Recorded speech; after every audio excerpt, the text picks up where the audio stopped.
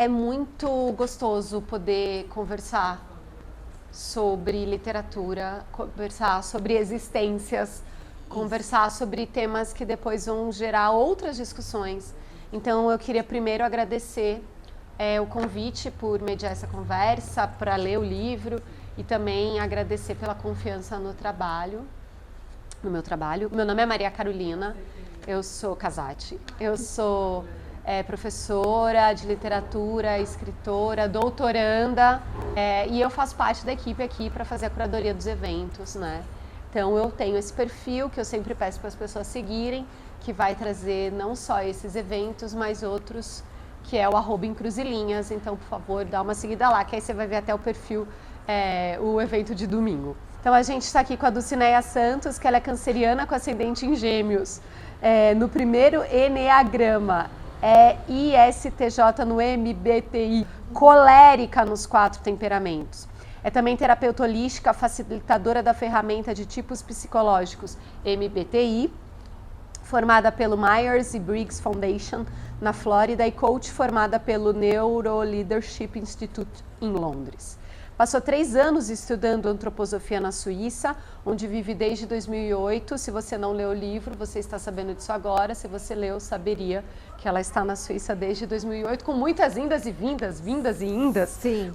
De muitos deslocamentos. Sim. Da observação de padrões repetitivos nos seus relacionamentos e da curiosidade que as pessoas têm sobre a coragem de deixar para trás uma vida segura e recomeçar na Suíça, surgiu a vontade de partilhar um pouco da sua história. E aí a gente está então com A Namorada do Dom, que é justamente esse livro que vai compartilhar um pouco da história da Dulcineia. Eu queria começar falando... O livro vai trazer então, é uma autobiografia, né?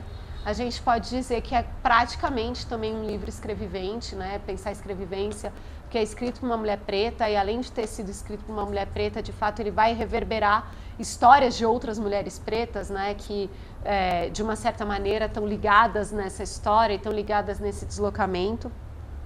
Mas ele traz uma coisa muito interessante, que é fazer quase um passeio por São Paulo. Se você não é paulistano ou não conhece São Paulo, você vai conhecer vários pontos de São Paulo, porque você vai falando de vários pontos dele. Aí eu brinquei que só faltou fazer uma menção a Gato Sem Rabo, porque o livro foi escrito antes desse evento. Aí quando tiver a segunda edição, a reimpressão, a gente bota a livraria. Aí já faz uma menção da livraria mais bonita da cidade. Além disso, a gente tem também um livro que vai trazer uma linguagem muito simples. Você começa falando isso, que você vai falar quase próximo da oralidade. Isso. Né? E isso me fez lembrar demais Lélia Gonzalez, quando vai falar pra gente desse conceito de português, né? Quem ficava com as crianças da Casa Grande, com as crianças brancas, que estavam aprendendo a falar, eram as pretas. Então, as pretas ensinavam para essas crianças português. Eu queria te ouvir um pouco falar sobre a ideia de fazer esse livro com essa linguagem tão simples. E se você acha que você atingiu o seu objetivo lá no começo, que você diz, eu queria falar assim e tal, você acha que você atingiu o objetivo? Eu acho que eu atingi. Boa noite primeiro, a quem veio, obrigada. Eu acho sim que eu atingi meu objetivo. A linguagem é simples. Hoje eu faria do mesmo jeito? Não sei, porque... depois desse livro eu fiz uma graduação em letras, aí eu já estou um pouco mais chata com a questão da linguagem. Pois para mim assim, eu talvez encheria mais linguiça, como dizem, né? Mas eu estou feliz assim com o que eu fiz, eu acho que ficou genuíno, sabe? Sim. Eu acho que ficou eu. Sim. E qualquer outra coisa que eu tentasse fora disso, eu acho que não teria a ver com a minha realidade de preta periférica. Sim. E aí, eu acho que você começou falando dessa coisa da preta periférica, e o meu próximo ponto era justamente falar da pobreza, né? E falar dessa criação, dessas famílias, né? Que são famílias muito comuns aqui no Brasil, que a gente tem ou a mãe, né? Que é arrimo de família, ou outra mulher, né? Outras mulheres pretas que vão maternar outras crianças, não só as suas, né? Então a gente tem vó, a gente tem tia, a gente tem amiga, a gente tem vizinha, que a gente acaba uma cuidando meio que das filhas das outras, porque é o jeito. Sim. E também falando dessa questão mesmo de como essas famílias, em alguns momentos, são pautadas pela violência, não só pela violência externa, né? Mas também pela violência de dentro da família. Eu queria te ouvir um pouco falar sobre isso, porque você foi bastante genuína, né? E deu detalhes, assim, do que aconteceu. E detalhes que não são, muitas vezes, gostosos de se ler, né? Sim. E as pessoas se leram, né? Sim. Então, eu queria ouvir você falar um pouco sobre isso.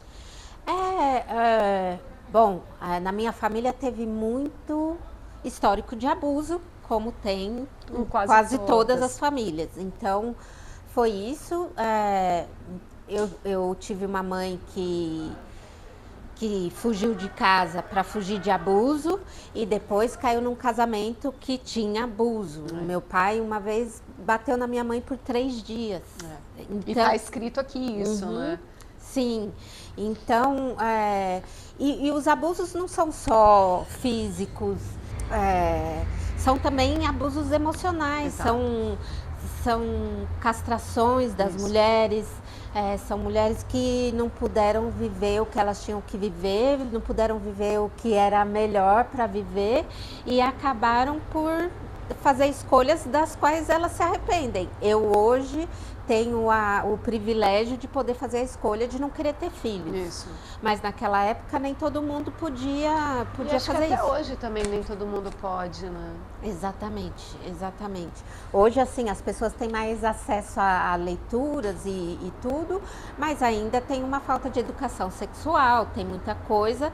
E eu acho também que tem uma questão do quanto isso pesa no nosso psicológico depois, nas escolhas que a gente vai fazendo. A gente estava falando ali antes de começar, que eu demorei a ver o quanto isso impactou as minhas relações, o quanto isso pesava na maneira como que eu não era escolhida.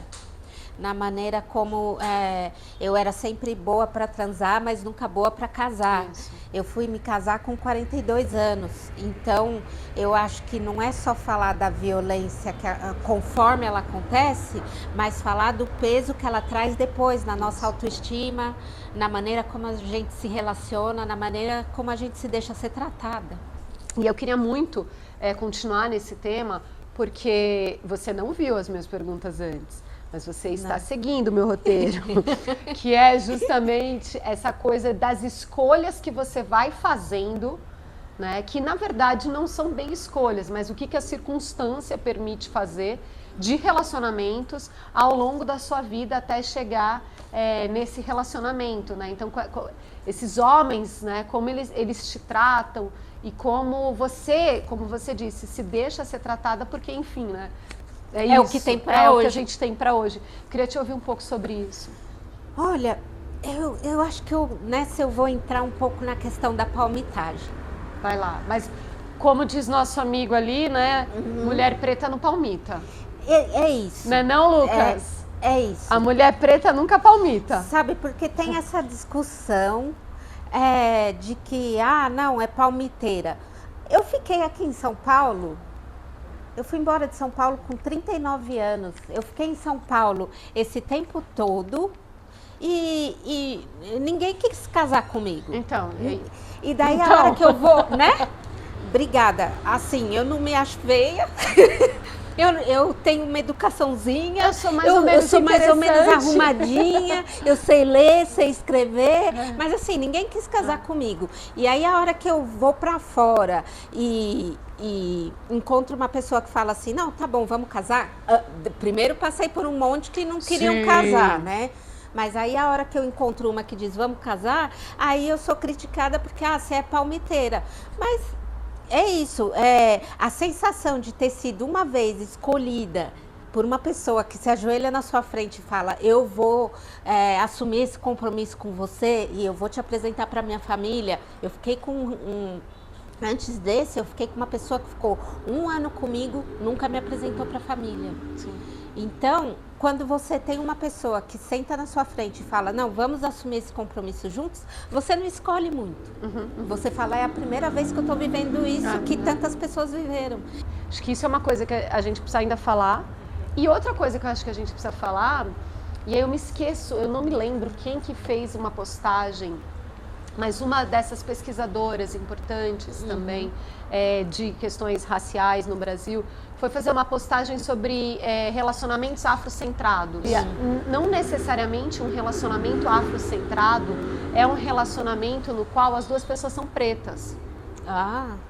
Porque talvez, dependendo dessas dinâmicas desse relacionamento, ele não é afrocentrado, né? Então ela diz, relacionamento afrocentrado é quando ele é centrado na preta da relação, né? E eu não preta. E eu brincando com meu marido falando, a gente tem um relacionamento afrocentrado nesse ponto, porque por mais que ele seja branco, né, muito branco, o centro desse relacionamento não é ele.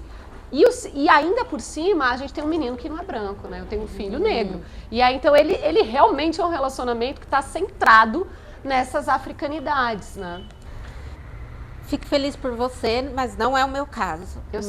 O meu marido está no topo da cadeia. Ele é branco, europeu e ele não quer sair desse lugar. Claro que não. Ele não quer sair, ele não vai me dar pau. Se você estivesse nesse lugar, você ia querer sair?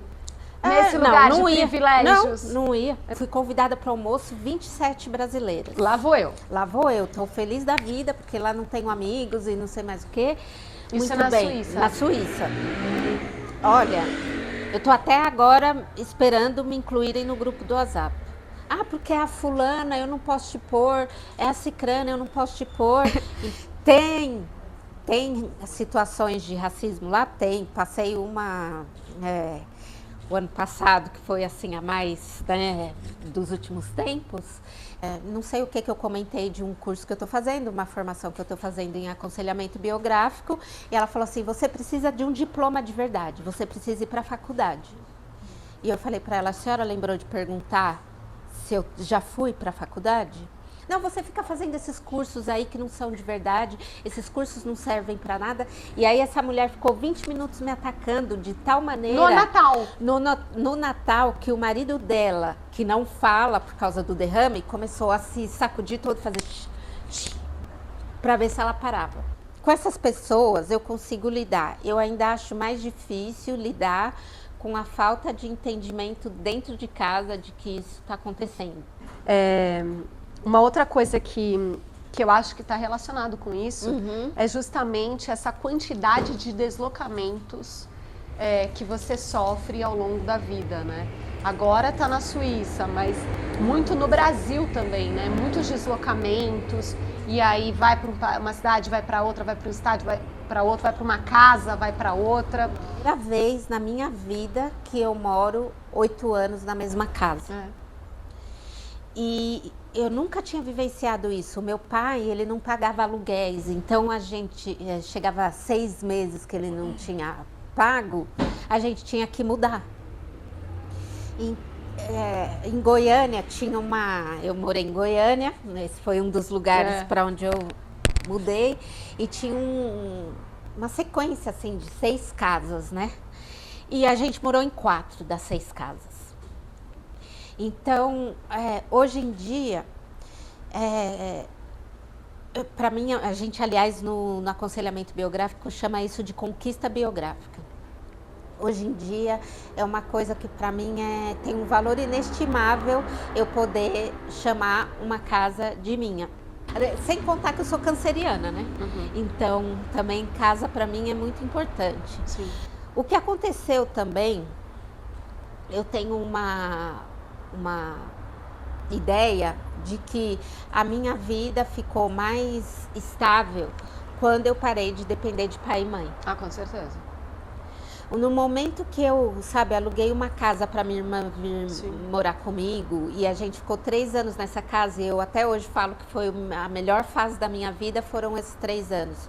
Porque a gente comia mortadela refogadinha na salsinha, era o que dava. Mas era a nossa casa, que a gente chegava sábado, a gente encerava, a gente passava enceradeira naquela casa, a gente tinha um orgulho tão grande daquela casa, de ter o nosso cantinho. Então, eu acho que para mim ainda é muito importante e é um apego, né? Eu estou estudando muito sobre apegos, muito sobre a perspectiva budista, que eu gosto também, assim, da perspectiva oriental sobre essa questão do apego. E porque também a gente não vai levar nada, né? E não adianta eu querer me apegar muito a essas casas, essa casa é minha, isso aqui é meu, porque no fim é isso. Mas eu tô feliz de ter vivido 8 anos na mesma casa. É isso, mas eu acho que não é a casa, né? É o sentimento. É a possibilidade de estar, como você disse, de ter um sossegar. Isso. Em algum momento falar, tá, eu estou aqui agora e ficarei aqui aparentemente por um tempo, eu posso ficar aqui por um tempo, né? Eu não preciso sair. Então, acho que é ter essa sensação mesmo de lar, ainda que do jeito que é possível. Engraçado que você está falando, e eu estou aqui fazendo uma reflexão, que a grande verdade é que esse sentimento de não pertencer a um lugar, a uma casa, a uma história, você também carrega para a vida. E uma coisa que eu tenho pedido esses dias, né, nas minhas orações, é que eu tenha vontade de ficar. Porque é sempre essa vontade de voar, é sempre essa vontade de, tá incômodo, eu não consigo sentar e ficar, sabe? E eu acho que talvez isso esteja por trás desse sentimento assim também, Sim. sabe? Mas uma coisa que eu achei super interessante é que o seu livro faz uma referência a uma questão histórica do Brasil, que é o vazamento do Césio em Goiânia, em 80 e pouco, né? 86. 86, acho. sim. 86, que não se fala sobre isso, né? E as pessoas vivem a vida como se nada tivesse acontecido e uma galera foi contaminada e até hoje colhe as consequências disso, e você fala que seu pai passou por uma situação por conta dessa contaminação. Aí eu queria te ouvir falar um pouco sobre essas questões também. 86 eu tinha 15 anos e eu trabalhava bem próximo de onde teve A usina, o né? acidente químico, né, do Césio 137, para quem não conhece, joga no Google. No oráculo. No oráculo. E meu pai, na época, ele tinha uma empresa de fabricar estojos para óculos. E ele tinha umas máquinas lá de fazer a selagem dos estojos e tal. E a instrução, a orientação era que a gente não mexesse com aquilo, porque era radiação em cima de radiação. Sim. E meu pai, gente, assim, ninguém nunca ouviu falar, era igual Covid no começo, Sim, assim, ninguém sabia. Não tô nem aí pra isso, ninguém sabia, né? Ou seja, eu passei por 2 pandemias, assim, né, na verdade, porque... E aí, quando aconteceu isso, meu pai continuou levando a vida, tal, só que foi, e as pessoas foram isoladas no estádio de futebol, sabe, as pessoas que tiveram contato com essa máquina hospitalar, que foi aberta, foram isoladas, e enfim. E na época já diziam, as repercussões disso podem ser daqui a 20 anos. Sim. E tal. E foi exatamente o que aconteceu com meu pai. 20 anos depois, ele desenvolveu leucemia. E o médico disse que provavelmente é em decorrência do acidente químico. Né? Isso, do acidente químico. E meu pai morreu muito rápido, assim, ele descobriu e 15 dias depois ele já faleceu. Uau! E hoje eu estava contando essa história para uma amiga minha, porque o meu pai ele foi na dentista, na verdade, assim, que o dente dele estava sangrando.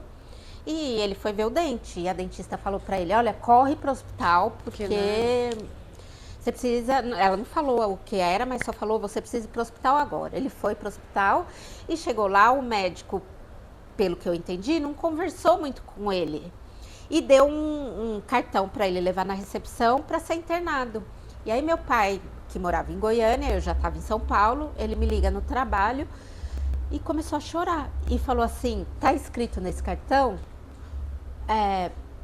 anemia com suspeita de leucemia. E ele começou a chorar e falou assim, será que ele achou que eu não sabia ler? E eu acho que a dor maior dele foi essa, sabe? Em cima daquela dor de descobrir que ele tem uma doença, mas é claro que isso significa que não foi uma consulta humanizada, o médico não conversou com ele, não explicou e tal, e aí desce lá, e foi tudo muito rápido. Mas é mais uma curiosidade sobre o processo do livro. Como que foi o processo para você e a decisão de você falar, tá bom, tá pronto? Porque eu acredito que seja uma obra contínua, pro criador não tem fim. Qual foi esse processo? Se foi muito dolorido para você revisitar essas histórias? Se teve muitas pausas? E quando você decidiu que, não, agora está terminada essa obra? É difícil, né? Eu tive 2 pessoas que me ajudaram com esse livro. Então eu tive o Ninho de Escritores e a School Books com a Raquel.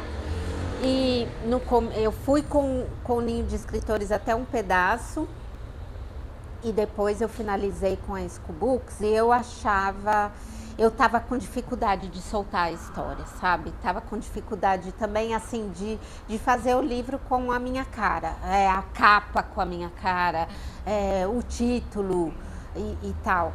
E a Raquel uma hora me falou, Dulce, uma hora você vai ter que soltar. Até eu tava pensando nisso para nossa conversa, que teve um momento assim, eu tive que dar o livro para 2 pessoas lerem. Sim. E uma pessoa que não me conhecia e uma pessoa que me conhecia. E as 2 me deram o mesmo feedback, que era, você passou por tanta coisa e a gente não está conseguindo sentir. E daí, nesse momento, eu revisitei o que eu vou fazer, o que eu vou organizar, como é que eu vou organizar isso para sentir. Então, uma coisa que eu fiz foi olhar e pensar assim, se eu tivesse numa livraria e eu abrisse esse livro, eu ia querer comprar? Contando primeiro a história da minha infância, não, eu não ia querer contar. Então, o que eu fiz? Eu contei uma história de relacionamento primeiro. Sim. E depois eu expliquei a minha infância. Então, aí eu já gostei bem mais, e aí eu já fiquei mais pronta para soltar o livro. E depois disso, foi uma coisa que foi assim, uma reviravolta nesse livro, porque eu começava, ainda não tá bom, ainda não tá bom. E aí eu vi que o livro não precisava de mais uma coisa, o livro precisava de silêncio. Eu vou bem rápido, era o primeiro parágrafo, assim, e só. Então é uma homenagem a um clássico literário que é o Dom Quixote. Dom é o arquétipo de todos os homens com quem eu me relacionei. Ele não é uma pessoa. Então, para quem não conhece a história do Dom Quixote, era uma pessoa que lia tantos romances que ele ficou pancada da cabeça. E aí, nessa de ficar pancada, ele resolveu sair como um cavaleiro e lutar contra os moinhos de vento. E nessa aventura, ele se apaixona por uma moça chamada Dulcinea. Essa parte que você, no livro, que você fala do Don Quixote e depois vai explicar algumas coisas dos relacionamentos, eu acho que faz todo sentido, de fato, por conta desses homens que não são maduros o suficiente, né, para um relacionamento e que de fato acabam correndo atrás de moinhos de vento quando a gente poderia ter um relacionamento possível entre 2 pessoas, né? Então assim, ou o outro lá que tá pensando em muitas coisas, né, o que é artista, tem 500 mil planos, mas não consegue fazer nada. Ou esse, né, que, não, eu tô pensando em outras, né, tem esse relacionamento com 500 mil mulheres, né, e realmente faz muito sentido pensar isso, né, essa pessoa que não consegue, essas pessoas que não conseguem ter um relacionamento real, né, elas estão nesse mundo X. É um mundo fantasioso, assim, em que elas estão procurando pela pessoa perfeita ou simplesmente não querem compromisso com ninguém mesmo, né? E é isso, assim.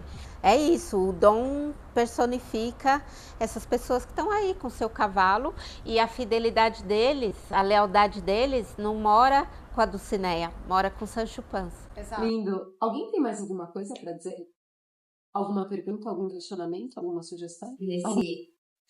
Nessa questão do Don Quixote, que vocês comentaram, né, que ele se relaciona não só com o Atos, né, que é a namorada dele, e aí você compartilhou um pouco aí de alguns relacionamentos da Dulce, e será que de fato os homens não estão preparados para se relacionar, ou será que nós não somos a pessoa certa? Porque eu convivo muito no mundo masculino, por conta da minha profissão, E eu sempre ouço eles dizerem: eu tô ficando com fulano, tô pegando ciclano. Fala, mas e aí, vocês não vão se relacionar? Mas não é ainda. Aí eles falam, a gente sabe quando é. Ai, não, isso pra A mim é gente balela. sabe quando é. Eles falam. E aí agora vocês comentando, me veio, né? Será que de fato eles não estão preparados, eles não enxergam, né? Não fazem essa autoanálise? Ou só não é a pessoa certa pra ele? E aí é aquele ditado, né? Enquanto não aparece a pessoa certa, eu vou me divertir com as erradas. Que é a questão do certo e errado, né? O que dita esse certo e errado? É como que uma outra pessoa pode dizer o que é certo para mim. Para mim, certo é eu ser independente, eu estudar, ter a minha existência financeira, ter eu sou legal. Isso é certo para mim. Provavelmente não vai ser certo para um homem, porque a nossa sociedade ela está nesse crivo de masculinidade tóxica, de que o homem ele é que tem o parâmetro do que é certo, né? E com isso ele vai sempre subjugar. Usar uma frase dessa é muito mais uma frase de dominação do corpo e da existência da mulher do que qualquer outra coisa. Né? Porque no meu lugar, você tem que estar certa para mim, para eu poder. E a ponto de fazer com que outras pessoas comecem a se questionar. Né? Uma fala dessa começa a questionar a capacidade da própria mulher. Né? Isso a gente tem que tomar muito cuidado. Né? Quando ela começa a questionar a sua capacidade, o seu livre-arbítrio, o seu lugar, já não é legal, já não é certo. Sigam a Dulce no Dulcineia de Santos e comprem o livro de presente de Natal. Deem de presente para as pessoas da sua família, deem de presente para os seus amigos. O livro é maravilhoso.